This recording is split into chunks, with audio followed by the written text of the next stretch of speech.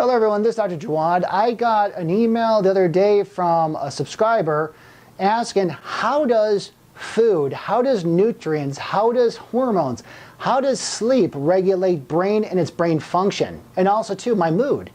If you think about this naturally, if your brain is the master control program, how are you taking care of it? Are you depleting of nutrients? Do you have too much stress? Are you not sleeping properly? All these factors involved are going to affect how this works up here. And if this isn't working up here, how are you going to perform properly during the daytime? Thanks for watching my channel. If you haven't done already, please hit the subscribe button down below. And right next to it is the bell notification. Please hit that as well. I put out videos weekly, and if you hit the bell button, you'll be notified as soon as I upload them. Thanks for watching, and enjoy the video.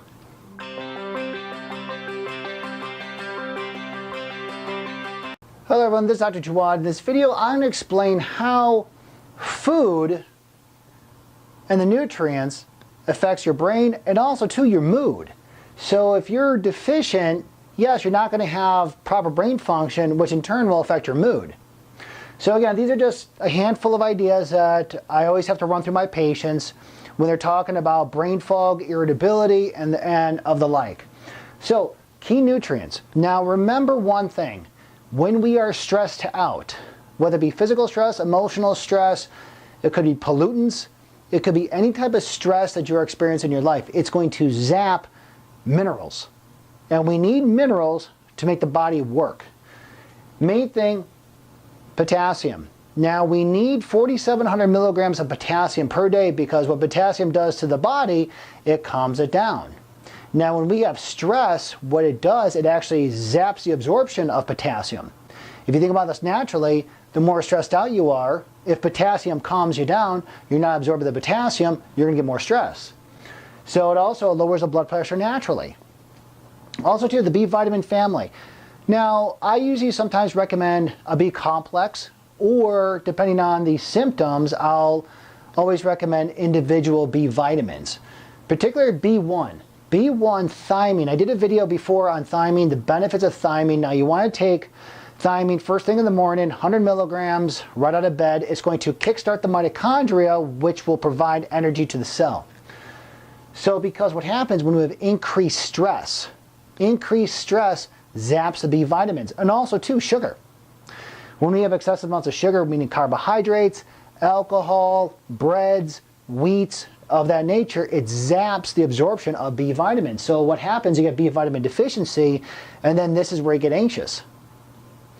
Best source of B1. Now again, I always recommend a supplement, but I always want to turn to nutrition first.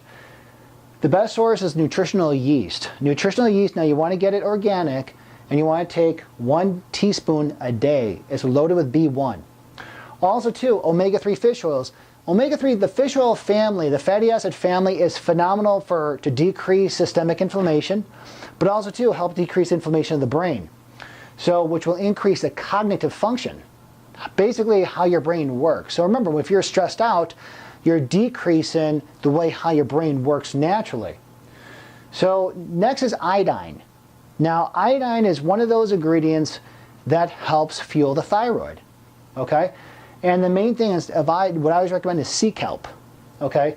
Because when you decrease your thyroid function, you're decreasing the cognitive function as well, because they go hand in hand. Next is blood sugar. Blood sugar is always a must. Now, you want your blood sugar around 100, okay? Now, again, it will fluctuate depending on your state.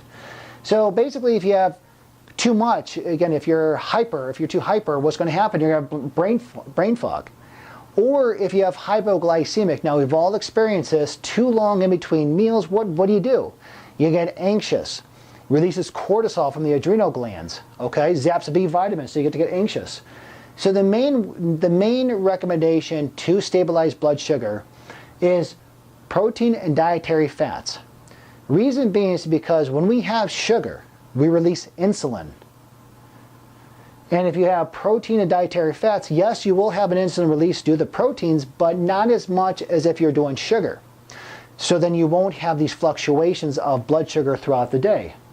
So having a good protein and dietary fats helps stabilize the insulin, which in turn will help stabilize cognitive function. And also too, potassium. Potassium has a remarkable way of stabilizing blood sugar, okay, because you're not getting that insulin release. So the best sources of potassium, if you want to make a kale shake, first thing in the morning or throughout the day, kale shake, or you may want to throw some avocados in there. The average avocado has about 2,000 milligrams of potassium. Remember, we need 4,700 milligrams of potassium per day. So I always recommend like a kale shake, throw some avocados in there. If you want some sweetener in there, throw some natural berries, but not too much. Okay. Next is hormones. Hormones is a must to help stabilize your brain and your mood. Now, serotonin. Serotonin, 80% of it's produced in the gut, 20% is produced in the brain. Your immune system starts in the gut. So if you have a bad diet, you're zapping the serotonin, which naturally calms down your body. Cortisol. Cortisol is our stress hormone. So when we get stressed out, it releases cortisol, and too much cortisol decreases your thyroid function. Also, too much cortisol zaps the B vitamins. So when you have too much stress, is where you get anxiety. So again, also cortisol shuts down the frontal lobe. The frontal lobe is right here. This is your rhyme or reason. So too much cortisol release shuts down the frontal lobe. Once it bypasses too much cortisol release, and then you start robbing the epinephrine and norepinephrine, this is where it starts actually zapping more the midbrain. Okay, so again, cortisol, you want to help stabilize the cortisol release. Next, females, PMS. Now, PMS, you have the fluctuations of the estrogens and the progesterones. Now, what happens is that when females are stressed out, when they're releasing too much cortisol, what makes cortisol? Progesterone. Progesterone makes cortisol. So what happens when you're zapping the progesterone, due to the ratio of the progesterone-estrogen balance, you're actually getting estrogen dominant. Now, estrogen is the gas pedal to the brain. Progesterone is the brake. So when females have PMS, this is why a lot of times they experience anxiety, because it's the progesterone steal. Also, too, thyroid. Thyroid and cortisol work hand in hand. So when you actually have too much cortisol in your system, it shuts on your thyroid. So definitely, when you're talking about thyroid, this is where iodine helps, because it will help boost the function of your thyroid, take the stressors out of your life or try to reduce them, and then get your thyroid working so it inadvertently will help lower the cortisol. And sleep. Sleep is very important. Sleep, I always recommend, try to get 7 to 8 hours well-rested sleep per night. No distractions. Because sleep is very important, because during the daytime we're in sympathetic, at nighttime we're in the parasympathetic, which is rest, digest, and repair. So the better sleep you get, the better your body's repairing itself, which will in turn increase your serotonin levels. Now remember, serotonin calms the brain. Also too, the question is, are you depressed or are you exhausted? When I talk to my patients and they're talking about depression or exhaustion, the question is always, are you depressed or are you just downright exhausted?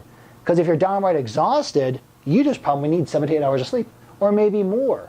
Because again, you want to repair the gut, you want to increase the serotonin levels. Also too, anxiety. Anxiety is a must, because remember, when you have anxiety, what is rooting the anxiety? Too much cortisol? Is it too little serotonin? Do you have poor gut function? What's causing the anxiety? Because the anxiety is more of a symptom of an underlying cause. So you want to further look into what's causing the anxiety. Now again, a lot of times you have symptoms. Is that the symptoms look at the underlying cause? Because the emotional, are you depressed? Do you have anxiety? Are you sad? Are you worried? Or is it a physical causation of what's going on? Okay, so hope you enjoyed the video. Please hit the like button down below. Please share with a friend, and I'll see you in the next one. Be good. Hello everyone, this is Dr. Jawad. Hey, over the last couple of years, my YouTube channel has grown tremendously, and I can only appreciate it, the viewers who subscribe. Now, if you're watching this on YouTube, please hit the subscribe button to get the first up-to-date videos, or you could always Google my name, Dr. Janan Jawad, and you could go to my JDoc Real Minute page.